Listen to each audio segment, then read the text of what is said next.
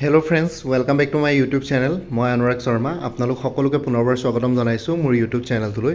আজি মই আপোনালোকৰ সন্মুখত এটা নতুন ভিডিঅ'লৈ উপস্থিত হৈছোঁ আৰু আজিৰ ভিডিঅ'টোত আপোনালোকে এইকেইদিন মোৰ চেনেলত বহুতে কমেণ্ট কৰি আছিলে যে APSCৰ কম্বাইণ্ড কম্পিটিটিভ প্ৰিলিমিনেৰী এক্সামিনেশ্যন যোনটো স্কেডুল কৰা হৈছে 8 জুন 2025, 8 জুন 2025 বৰ্ষ। চ' সেই পৰীক্ষাটো এতিয়া বৰ্তমান যোনখিনি বান পৰিস্থিতি হৈ আছে তাৰ কাৰণে পষ্টপন কৰিব নেকি। চ' সেই প্ৰশ্নটো এজন সাংবাদিকে যেতিয়া আমাৰ honourable chief minister doctor Himanta Biswa Sarma দেৱক সুধিছিলে, যেতিয়া তেওঁ কি ক'লে আপোনালোকে এই ভিডিঅ'টো চালে মানে গম পাব। আৰু লগতে এই ভিডিঅ'টো মোৰ অৰিজিনেল নহয়, মই এটা ইউটিউব চেনেলৰ পৰাই লৈছিলোঁ, ইনফ'চেতু অসম বুলি। চ' তেওঁলোকৰ এইটো ক্ৰেডিট যাব, ঠিক আছে। এই ইনফ'চেতু অসম চেনেলটোত মই ভিডিঅ'টো পালোঁ, চ' সেইটো কাৰণে মই আপোনালোকৰ সৈতে শ্বেয়াৰ কৰিলোঁ। আৰু লগতে মই কালিও ক'ৰবাত দেখিছিলোঁ এই ভিডিঅ'টো, চ' এইটো অথেণ্টিকে হয়। চ' আপোনালোকে ভিডিঅ'টো এবাৰ চাওক, আমাৰ অনাৰেবল চিফ মিনিষ্টাৰে কি ক'লে এই বিষয়ে।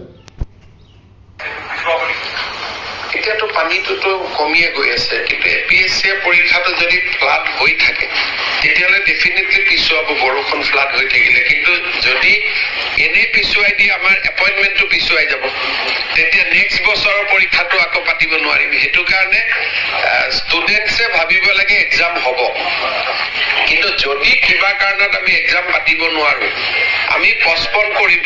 কিন্তু পষ্টপনটো ভাবিব নালাগে, এইটো ভাবিব লাগে যে এক্সাম হ'ব। আমাৰ ফাৰ্ষ্ট এফৰ্ট হয় যেনে তেনে পৰীক্ষাটো পাতা, নহ'লে পিছত দিগদাৰ হয়।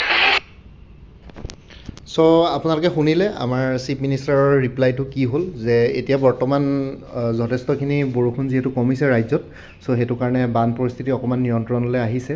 চ' আগতকৈ যথেষ্ট ৱাটাৰ লেভেলটো অলপ কমি আহিছে জেগাই জেগাই। চ' সেইটো কাৰণে যিমান পাৰে পষ্টপন নকৰাকৈ পৰীক্ষাটো কণ্ডাক্ট কৰিম বুলি কৈছে। এতিয়া পষ্টপন কৰিলে মানে অহা বছৰো আকৌ পৰীক্ষা কণ্ডাক্ট কৰোঁতে লেট হৈ যাব বুলি কৈছে।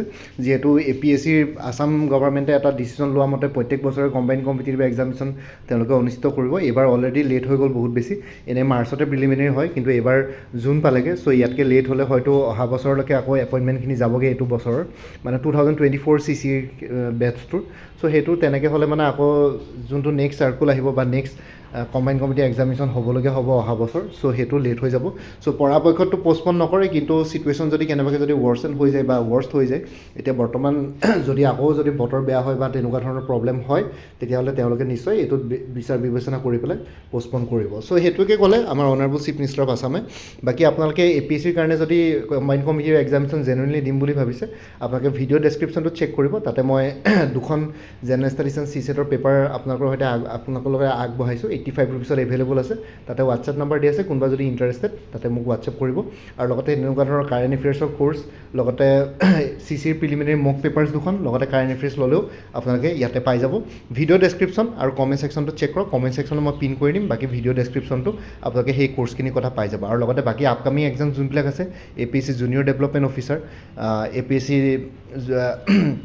জুনিয়ৰ এডমিনিষ্ট্ৰেটিভ এছিষ্টেণ্ট, বাকী ইনস্পেক্টৰ অফ লিগেল মেট্ৰলজি, ঠিক আছে, জুনিয়ৰ ইঞ্জিনিয়াৰ। চ' সেইখিনি বস্তু, সেইখিনি কোৰ্চ ইয়াতে এভেইলেবল আছে। আপোনালোকে ভিডিঅ' ডেছক্ৰিপশ্যনটো চেক কৰক আৰু লগতে কমেণ্ট ছেকশ্যনটো চেক কৰক, তাতে আপোনালোকে পাই যাব। বাকী এইখিনি আছিলে, এইখিনি জনাবৰ কাৰণে ভিডিঅ'টো বনালোঁ। আপোনালোকে বহুত দিনৰ পৰা মোৰ ইয়াতে কমেণ্ট কৰি আছিলে, মই কমেণ্টবিলাক চাইছিলোঁ।